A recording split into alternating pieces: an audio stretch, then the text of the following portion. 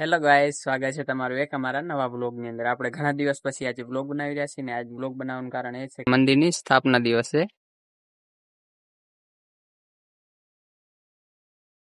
અને અત્યારે પપ્પા ધૂપ કરી રહ્યા છે રામદેવપીરનું.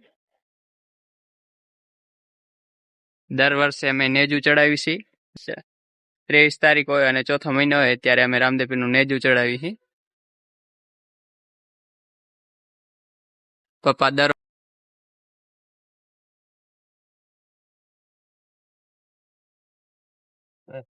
હેલો ગાઈસ, કેમ છો બધા? આઈ હોપ કે તમે બધા મજામાં જશો અને સ્વાગત છે ફરીથી તમારું એક નવા બ્લોગની અંદર. તો બ્લોગની સ્ટાર્ટિંગ ભાઈએ કરી દીધી છે અને ચાલો આગળનો બ્લોગ આપણે બનાવવાનો છે. તો ચાલો આપણે વિડીયોમાં કન્ટિન્યુ બન્યા રહેજો. તો ગાઈસ, અત્યારે 2 તગારા તૈયાર કરી લીધા છે શીરાના, જો કે કૂતરા માટે છે. અહીંયા ત્યારે જ બેઠો છે, એની નજર આમાં જ છે બેમાં.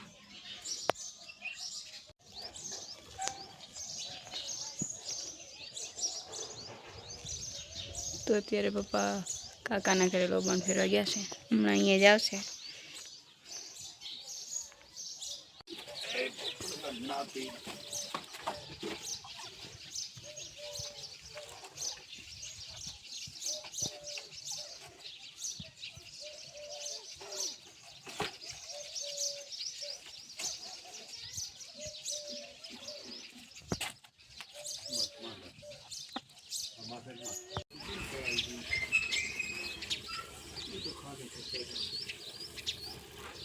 ગાઈસ, અત્યારે અમે નેજુ ચડાવી નાખ્યું છે રામદેવપીરનું.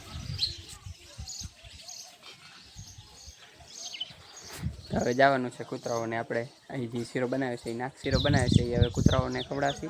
અને આજ વારે ગુરુવાર અને આમાંય પણ આ ગુરુવારના મંદિરની સ્થાપના થઈ.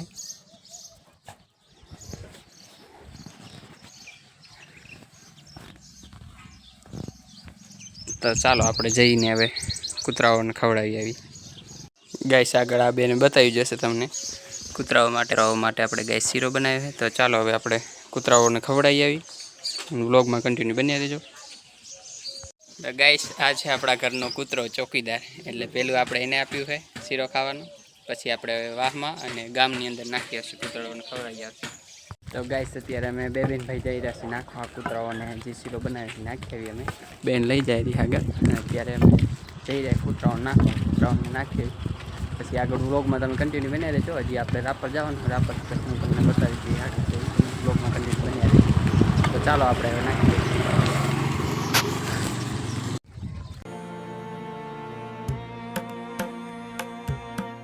તો ગાઈસ, આખું ગામમાં કૂતરાઓને નાખીએ હવે જઈને ઘરે.